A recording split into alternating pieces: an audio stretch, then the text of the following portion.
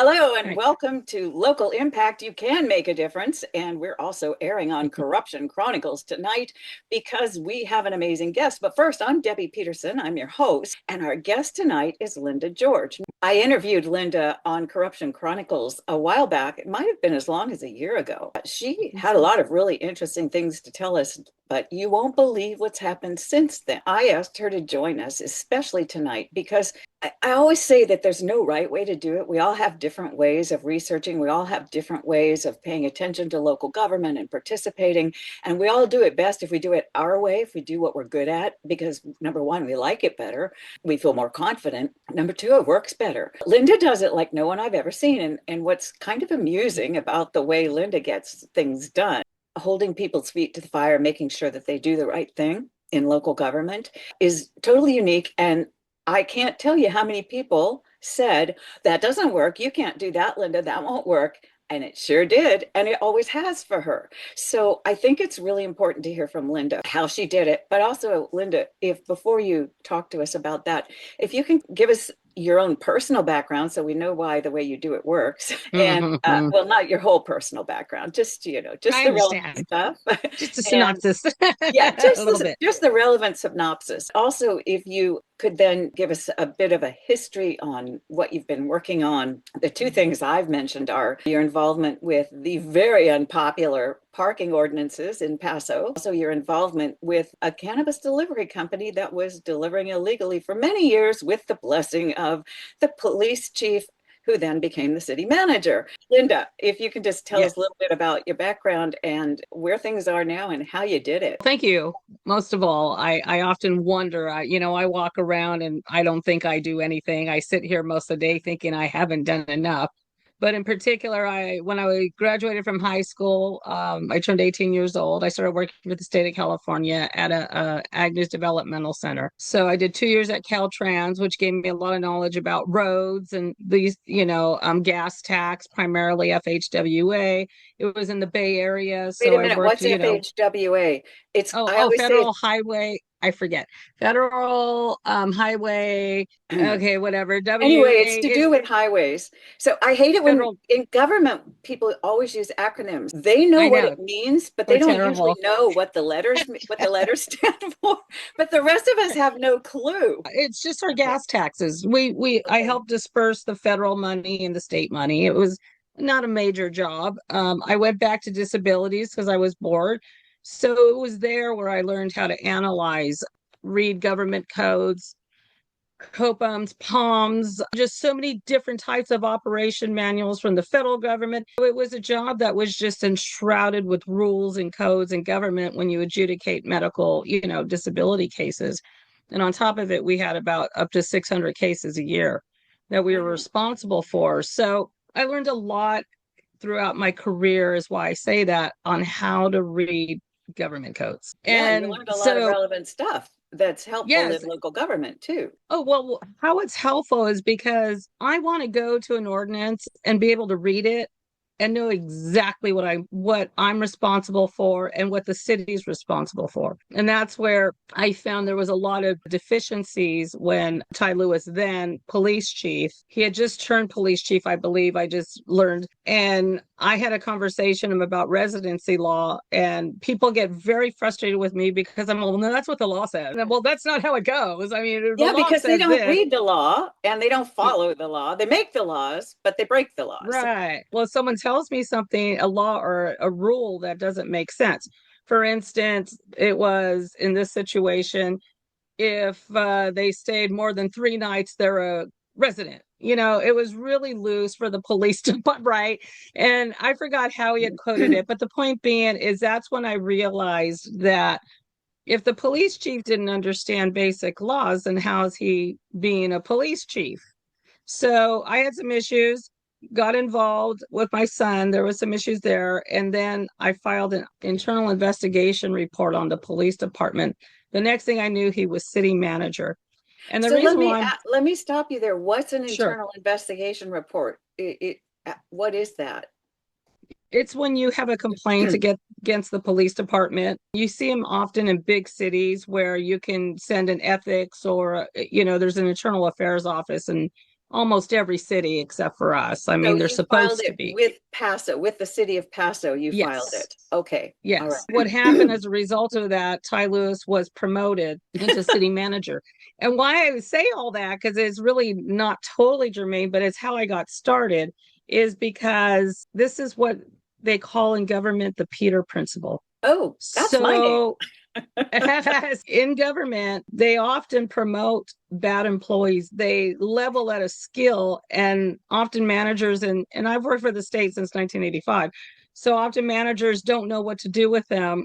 And then they've been there for 20 years. So that's what the Peter principle is. And that's why you often see that in government. He was a terrible police chief. Let's make him a city manager. That's when the corruption stepped in, from what I could see with Paso. Paso Fiasco is a great description of it all, because that's a lot of what we were confused. There's a lot of chaos. I was just not totally involved. I was just sitting there for a couple of years trying to fight my own battle with the police department. That's when the paid parking debacle came about. As I was listening to them, I was sitting there going, well, that doesn't make sense. That's not how it works, because I know that state law says this and you're trying to say this. And that's the battles I get into with the council.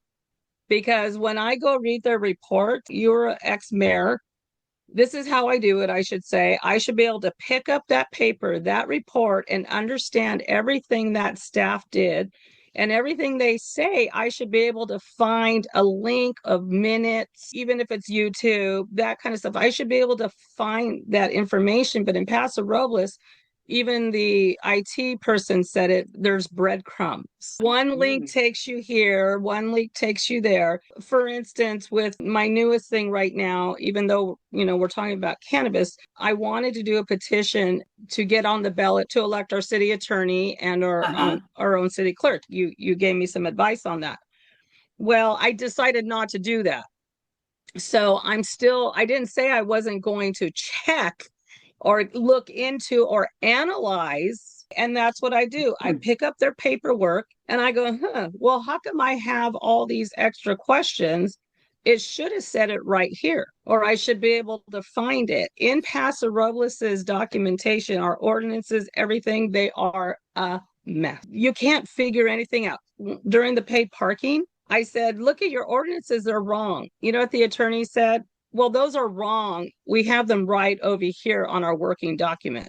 Oh my Right. And gosh. I said, no, I should be able to go to our ordinances at any point. Now, I don't have to talk to anybody. I should just be able to go read everything and know by their documentation what is right, what is wrong. And since we're a general law city, it should be consistent with state law. Who is their city attorney? Elizabeth Hall from BBK, which is Best and Krieger. That's what I'm working on right now. I did a PRA request.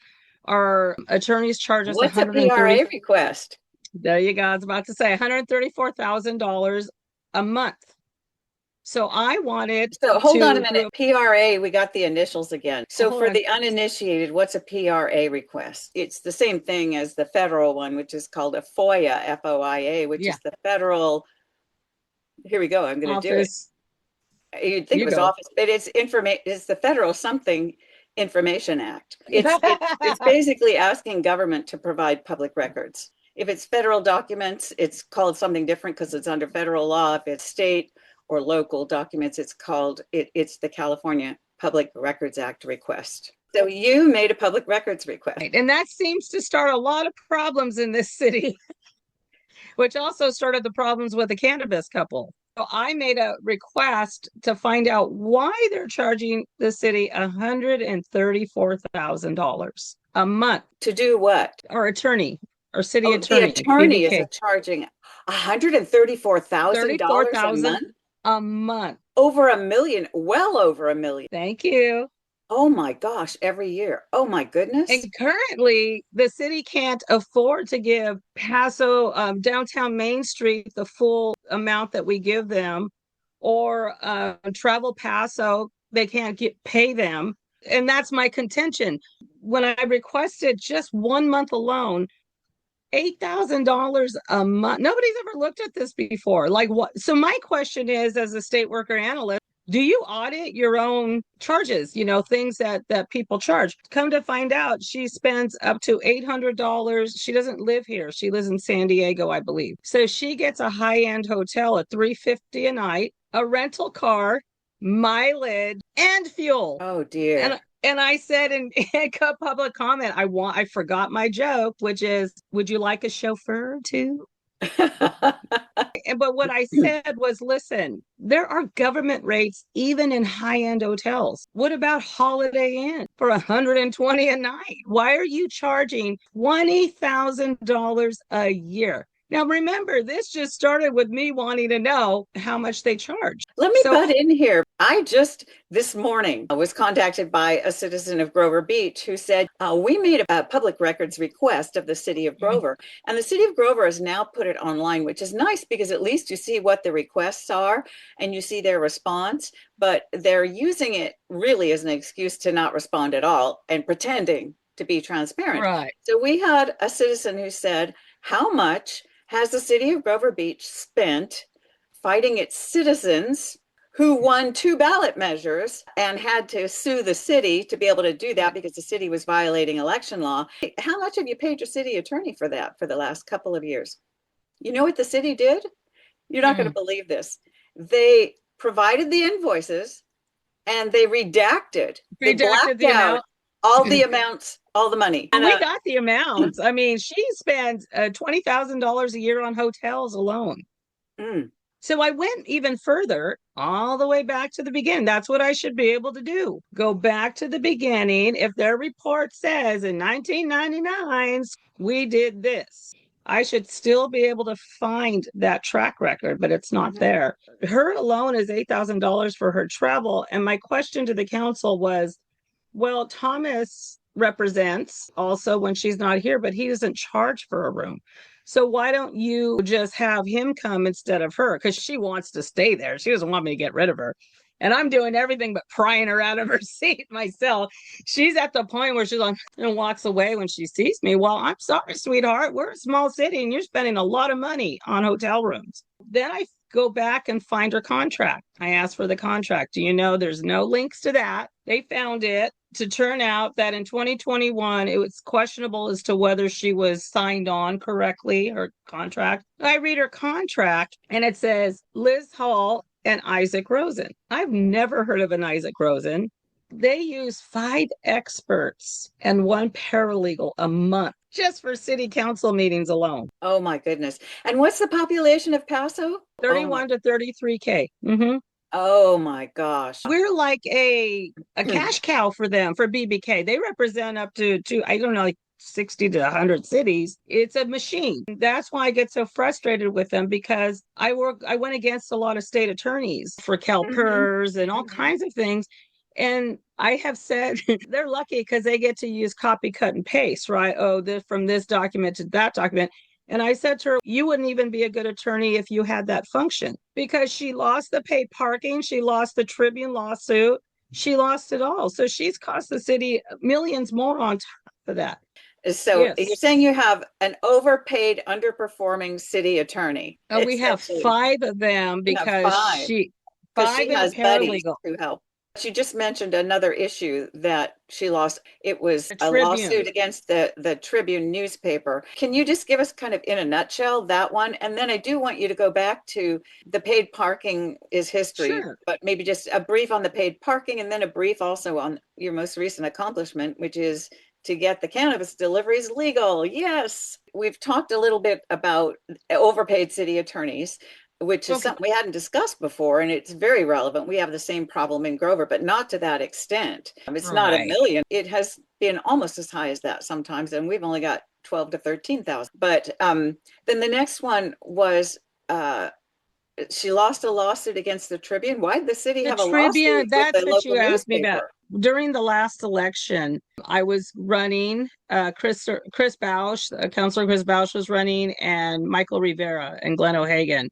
Well, with Ty Lewis, the same culprit, he got involved with the election, and they went on with this big conspiracy story about how myself, Chris Bausch, and Karen Veely, and 20 other people and our dogs were conspiring to oust him out of his position as city manager. Some of us didn't want him there. I made it clear that if I was going to win, that I wouldn't want him there. Well, then they, in conjunction with the Tribune, printed this entire fake conspiracy story through the entire last election. So they didn't believe us, no matter how many times we told the Tribune, how many times we told Joe Tarica, the editor, everybody, Stephanie, hey, this is wrong, this is a lie. I don't even know these people. So Joe Tarica and Stephanie, they're editors and publisher, right? Yes, the editor. Yes. What happened was they were sure we were all lying, and Counselor Chris Bausch had it all on his emails. So they requested his emails, private, everything. I think it was 65,000 emails. I can't remember the number he had to go through. Well, they never got their smoking gun. Oh, you mean they got all that and there was nothing there? There wasn't a conspiracy? No. I didn't even know them yet. Funny. And that's how the people they're accusing of a conspiracy don't even know each other. Yeah, at the time. I didn't know Karen Veely, or I had just gone into the election because I wanted to make a change. I am a person who likes to make changes, and I know a lot of people get angry. But going back to the source of, here, let me read what you guys decided in your city. This don't make sense. Why would you do A, B? So they accused all these people of a conspiracy. There was nothing there when, as you had all said all along, no, there isn't. No, we're not conspiring. And then the city gets sued. The city gets sued. City, why? Tribune sues the city. The local newspaper. And Chris Bausch, Tribune, because they are sure that he's hiding all these texts and et cetera, et cetera. Well, unfortunately, our city attorney decided that was true. So the city launched a lawsuit against Counselor Chris Bausch. So not only was he fighting the Tribune, he was fighting the city. His employer. Well, not his employer, because he's a city council member, but the city he represents as a council member is suing him for not releasing conspiracy information, but there wasn't any to release. There wasn't any. And what we found, I have a lot of evidence, is that they were conspiring against us.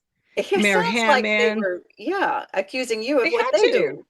Mm-hmm. They had to, in order for that to be any way successful. Let me ask you something. Sure. I know it has come up in the past. So you are Hispanic, right? Or Latina? I never get those I'm Native American and European. That's it now. You're Native American. Okay. Mm-hmm. From the South of America. Not a native in North American, as is Chris Rivera. Michael Rivera is Hispanic. Do you think that comes into any of this? Oh, yeah. Oh yeah, that's how the campaign hat evolved, came into play. Well, okay, let's have a little sidebar. Tell me about that. Then. We could digress. Well, when I was campaigning, I have some tattoos. I'm dark skinned, whatever. I mean, I don't ever think about that when I'm walking around. Hey, I'm dark, and because I'm from the Bay Area, it's too big. And Paso has time to talk to each other, right? Because it's small. Anyways, when I was knocking on doors, people were very leery about opening them. That was before I got my campaign hat, my cowboy hat. I was having trouble getting nominations. And then I was like begging people, I'm like, I'm not going to get these 50 signatures. Like, so Dave Nelson, a friend of ours, very tall Caucasian man, he has a cowboy hat because I have one on, and every door opened up. Oh my goodness. Should I get a cowboy hat then? No, I'm the wrong color. Sorry, it won't work. Yes. So I tell people that this is like gang colors in Paso, cowboy hats. Oh my gosh. It changes. And did Rivera get a cowboy hat? He has them. I think they all have them anyways because they're all from here. Because he's a local. Yeah, he would have a cowboy hat. Yeah. You just didn't know that because you weren't local. No, I don't think that way. I went to an all Caucasian school, and I'm a Valley girl from the 80s and, from Silicon Valley. Like, I don't think that way. But it has been a hard acclimation. But now that I'm used to it, what I find very funny on this conversation is that I said to my dad and my cousin, I have a family of like 200. They've all been raised down here. Okay. and she was a teacher in Los Alamos kindergarten school, in the school. And I said, it's really funny is like people will say things to me, and then when I turn around and respond, they're like, "Oh, I'm sorry." And they both look at me because they're from here. They're like, "That's because you don't have an accent." Oh. And I was like, "Oh, okay. Well, I don't, I'm not Hispanic, so I don't know why I would have an accent kind of thing. But the color, it's here. It's real. I was just Wow. reading an article. This is a total sidebar, but not even 8 years ago, there's an article in the Tribune about the illegal invasion, and Linda Belcher was at the city council saying how beautiful Paso was, and we'd like to keep it that way. I'll Oh send you the article. no. But I guess you should say Mr. Rivera's in with the bricks because they've been there in the bricks for Yeah. Yeah. decades. And I They're present myself fixtures. differently. Hmm. So I got that whole shenanigan. Well, you've also But got the whole Bay Area thing because I've encountered a lot of really impressive people from the Bay Area. Of course, there's a level of sophistication that we don't have here. Every single one of them has reacted like you. They have been in shock, absolutely in shock at what goes on around here, unspeakably horrified, and just they don't know what to say or what to think. They've never seen anything like it. It my just doesn't. neighbor, the Even in first time I Oakland, it met her, doesn't happen like that. no. And see, when I first went to go talk to my neighbor, she's an older white Caucasian lady. Oh, you people. Like, well, okay, well, thank you. I'm out of here.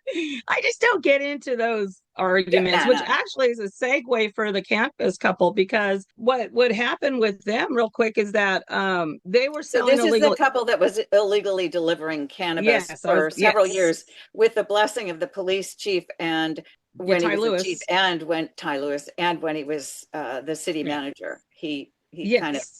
shuffled them along and let them do it. Well, I think I've proved in court when they filed the restraining order against me that he promised them a pot license or a storefront for his conspiracy story for being his witnesses against us. People came to me and kept saying, "How come the city's letting them do it? How come the city's letting them do it?" It was really frustrating about 4 or 5 other citizens. They were sending emails to the city manager, city council saying, "What, they're delivering recreational videos, articles in the paper," and they kept going and going. So when the city started, once again, ordinances, I read them and I was like, these are all wrong. Something really wrong with these things, right? So I was like, it goes to the attorney. I started pushing. Okay. I think the city has realized that I have a very good balance of being a newsboy. Hey, everybody.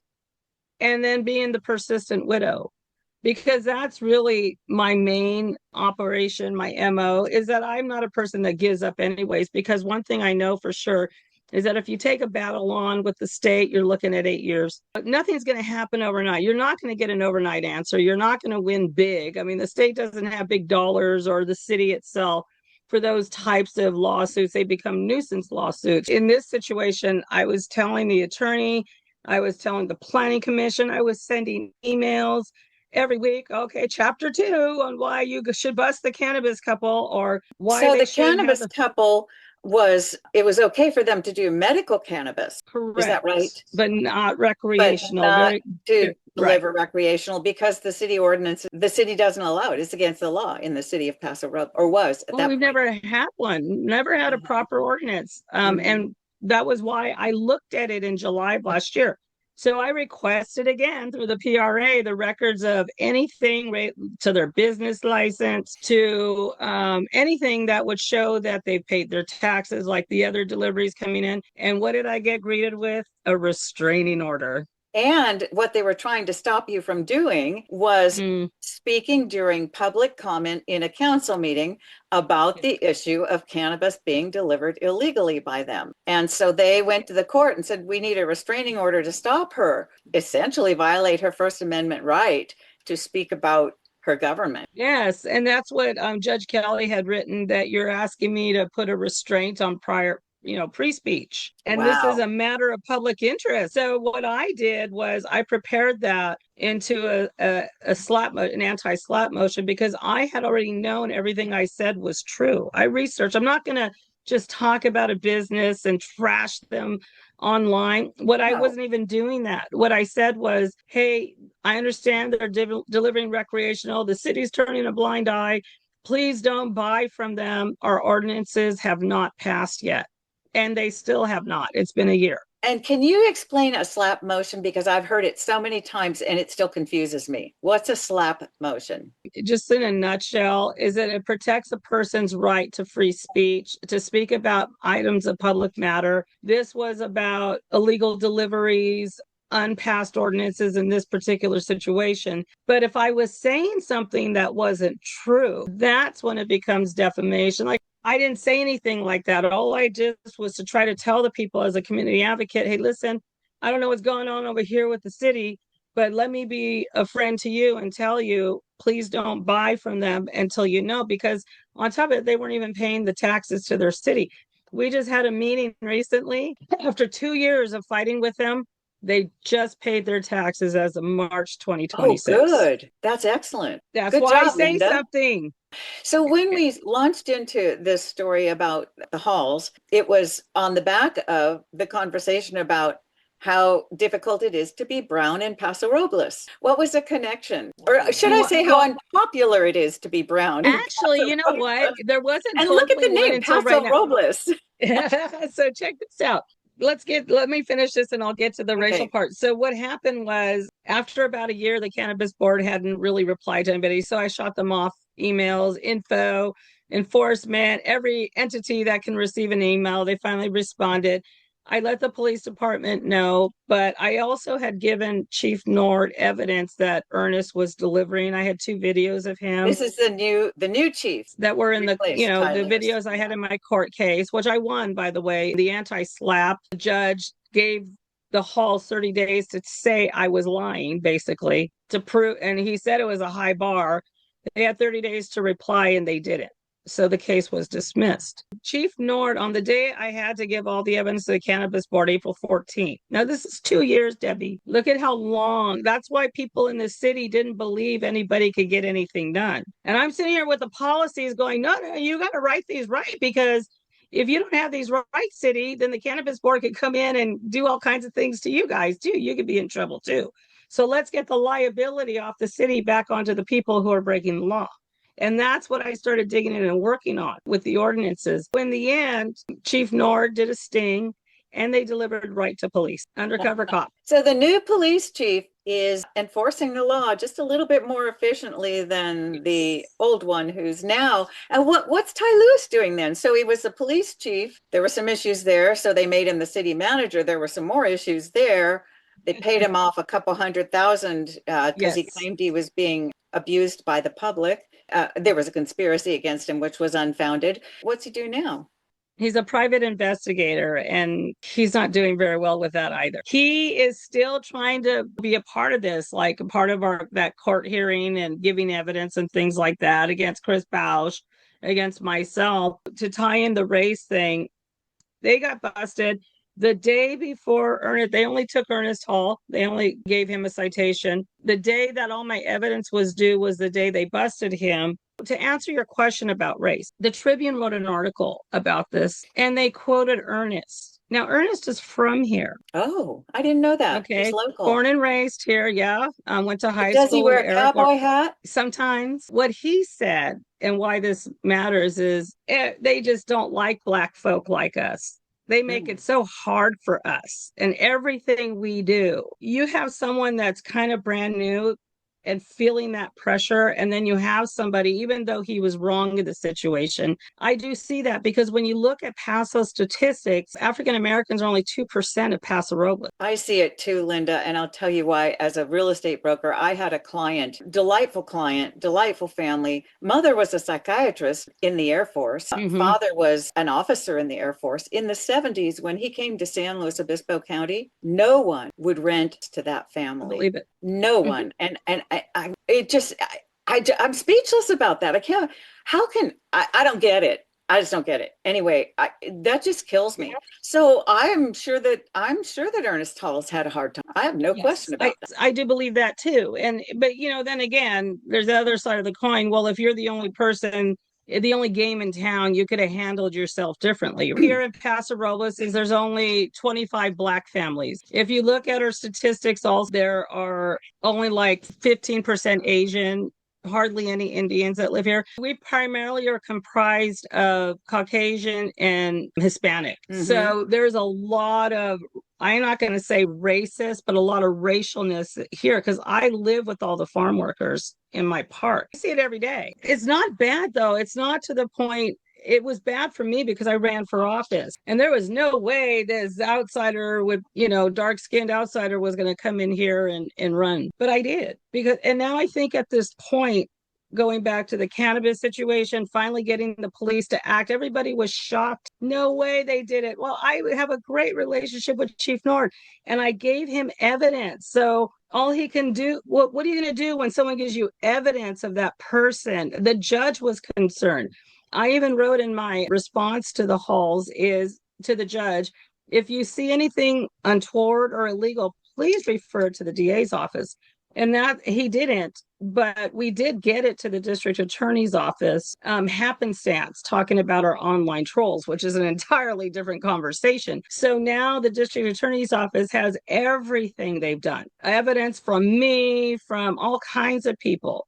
People that have looked in. So will they be in the cannabis business in Paso Robles? No. And people are like, what's your business? Well, I'm in District 1. This is my district. And you're around homeless and you're selling pot to the people sitting on the street. You're a problem. You're part of the problem if you're going to go ahead and sell your drugs to homeless drug addicts. That's how that ended up. But right now we're in a great spot because of that situation that happened with this other gentleman from Fresno.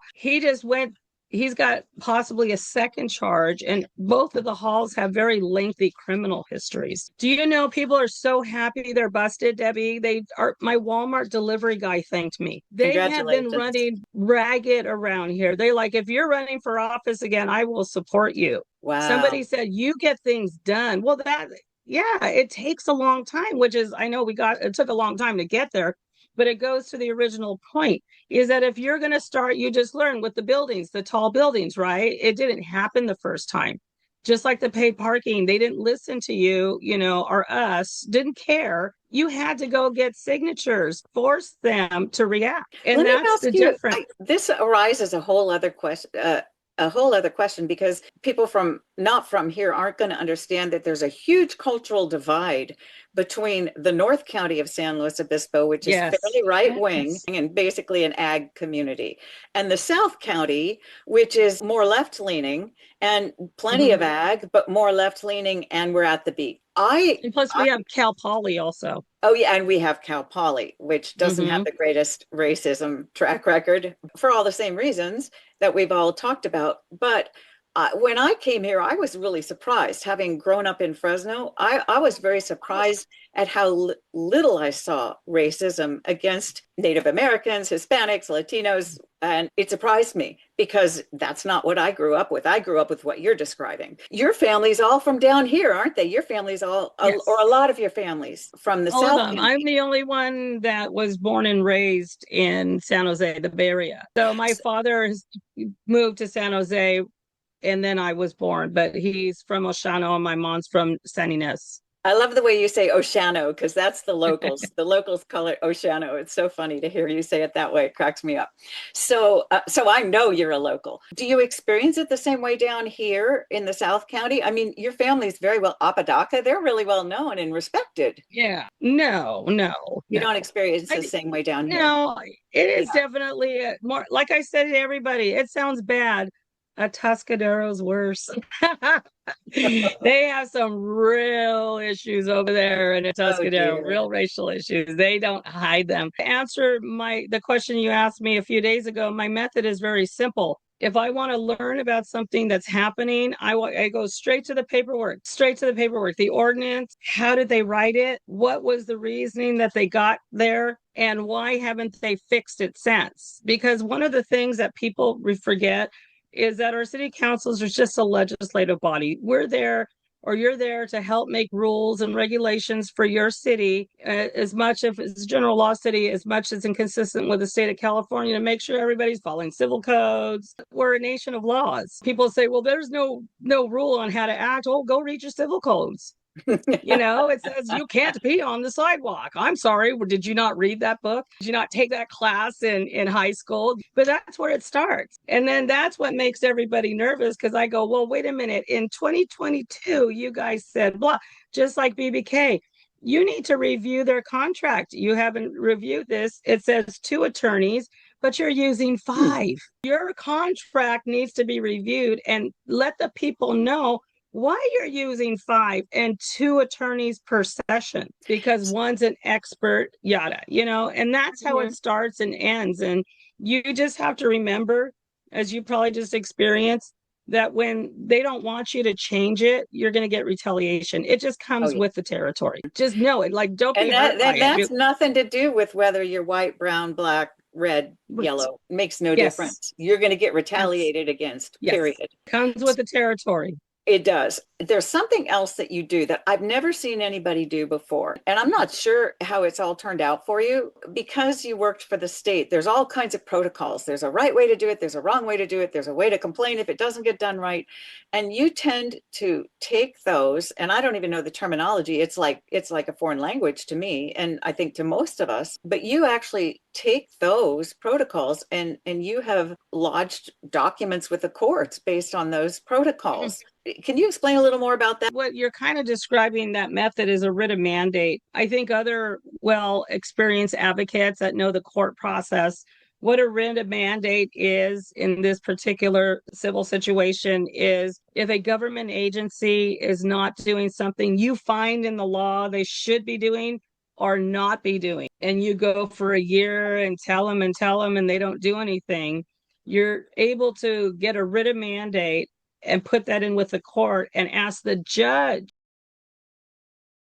to make them do it or stop doing it. There's that, but I'm also the queen of appeals.